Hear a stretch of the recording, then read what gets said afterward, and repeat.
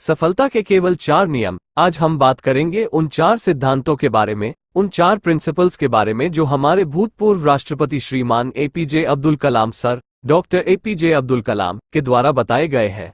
उनका मानना था ये जो 4 नियम है वो हर स्टूडेंट्स को, हर इंसान को खुद पर अप्लाई करना चाहिए।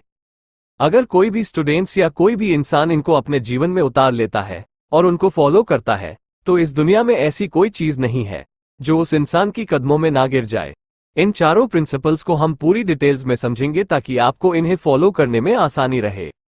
मेरा एक महान उद्देश्य है, हमेशा अपने आप को याद दिलाए कि आपका लक्ष्य बहुत बड़ा है। अपने आप को बोलिए कि I will have great aim. दोस्तों, सन 1958 की बात है। डॉक्टर एपीजे अब्दुल कलाम एक पायलट बनना चाहते थे। उन्होंने मेहनत करके पायलट बनने के लिए सारी परीक्षाएं पास कर ली, लेकिन पायलट की वैकेंसी में केवल 8 सीट ही थी और doctor APJ Abdul Kalam 9वें number पे थे। अब उनका सिलेक्शन केवल तभी हो सकता था जब उनके ऊपर 8 कैंडिडेट में से या तो कोई अपनी वैकेंसी छोड़ दे या फिर मेडिकल में आउट हो जाए। लेकिन उनको इस बात का काफी डिसअपॉइंटमेंट हुआ कि उनका सिर्फ एक रैंक की वजह से वो सिलेक्शन से आउट हो गए। लेकिन उन्होंने ये स्वीकार किया कि it was a disappointment for me but disappointment could not defied me, यानी कि मैं निराश जरूर हुआ था लेकिन निराशा कभी मुझे हरा नहीं सकी। उन्होंने ठान लिया था कि भले ही पायलट बनके एयरक्राफ्ट ना उड़ा सकूं, लेकिन एक इंजीनियर बनके, एक साइंटिस्ट बनके मैं एयरक्राफ्ट जरूर बना सकता हूं, मिसाइल बना सकता हूं, रॉकेट बना सकता हूं। और दोस्तों, ये तो किसी को नहीं पता कि अगर doctor APJ Abdul Kalam pilot बनते तो वो कहां तक पहुंच पाते, लेकिन उन्होंने इस बात को जरूर साबित किया कि अगर वो पायलट नहीं बन पाए तो उन्होंने रॉकेट और मिसाइल जरूर बना दिए। और भले ही वो इंडियन एयरक्राफ्ट के पायलट नहीं बन पाए, लेकिन राष्ट्रपति जरूर बने, जो कि तीनों सेनाओं के कमांडर इन चीफ होते हैं और तीनों सेनाओं में आर्मी, नेवी और एयरफोर्स भी होती है। दोस्तों, उनका कहा गया रूल नंबर 1, हमेशा अपने आप को बोलिए कि I will have great aim, मैं अपना लक्ष्य ऊंचा रखूंगा। ये प्रॉमिस हमेशा अपने आप को याद दिलाते रहे। दोस्तों, ये रूल कहता है कि I will continuously acquired knowledge, यानी कि मैं हमेशा लगातार ज्ञान हासिल करता रहूंगा। अब उनके इस दूसरे रूल को उन्हीं के जीवनी से समझते हैं। डॉक्टर एपीजे अब्दुल कलाम को मिसाइल मैन के नाम से भी जाना जाता है। वो एक इंजीनियर थे, एक वैज्ञानिक थे। उन्होंने बहुत सारे मिशन को लीड किया और सक्सेसफुल भी रहे। उन्होंने पद्म भूषण, पद्म विभूषण और भारत रत्न जैसे हाईएस्ट सिविलियन अवार्ड जीते। वो भारत के 11वें राष्ट्रपति भी बने। लेकिन इसके बावजूद भी उन्होंने ये माना कि वो अपने आप को एक टीचर समझते हैं, वो अपने आप को एक अध्यापक समझते हैं और उनको सबसे ज्यादा खुशी तब मिलती है जब उनका कोई स्टूडेंट्स पीएचडी पूरी कर लेता है। यानी कि उनके लाइफ में अगर सबसे ज्यादा जरूरत कोई चीज थी तो वो थी एजुकेशन, नॉलेज। उनका मानना था कि एजुकेशन के लिए, यानी कि ज्ञान के लिए, जो सबसे अच्छा समय होता है वो होता है स्टूडेंट्स लाइफ, और किसी भी इंसान के सक्सेस के पीछे उसके एजुकेशन का, उसके नॉलेज का सबसे बड़ा हाथ होता है। उनका ये मानना था कि अगर एक स्टूडेंट का सबसे प्राइमरी कोई जॉब है तो वो है अच्छी शिक्षा ग्रहण करना। एक विद्यार्थी की एजुकेशन के अलावा किसी दूसरे चीज के बारे में नहीं सोचना चाहिए।